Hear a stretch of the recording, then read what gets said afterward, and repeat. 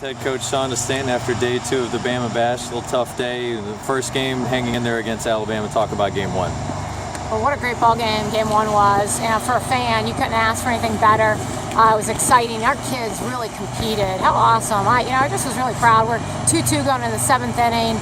And you know what? Our word for the day was fearless. And, that was Cook's word that she shared with the group last night. And our kids were fearless in that game 1. They didn't back down from anything. And the atmosphere was great. The crowd was great. And, that's what you want to be in, because that's a postseason environment. And so I was really proud of our kids to take that 2-2 ball game. McCord was 2 for 3. The plate. What can you say about Dixon and what she's doing against some of these top hitters in the country? And giving us an opportunity every time she runs out there to win a ball game. And she's just keeping it close. She's keeping us in it. And then you know what? You got to give credit to Alabama. They're ranked 4th in the country for a reason. We take them 2-2 in the 7th inning, and make a little bit of a mistake on a pitch, and that's what great hitters do. They make great plays, and they got the 2-run homer.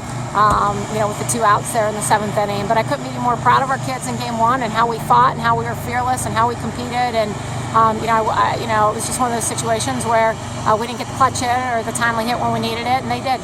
We'll talk, too, about the base running. Alicia won, diving in to try and beat the throw to first, then taking off for second on the air, and then once again taking off for home on another bad throw. Yeah, that's something we pride ourselves on. And there was a timeout, and we were huddled up over there, and we were talking whether or not we wanted to try and fake bunt steal with that situation with Dice up, because we know she can run into one, and you don't want to get an out at third. And we all thought, yeah, let's go after it, because that's how we play. And let's be fearless there. And sure enough, they throw down, and it's an errant throw, and we end up tying the ball game on that. And you got to love that. I mean, it was a great fun game for our kids, great atmosphere to be in, and again, we just came up short, and I think that was hard.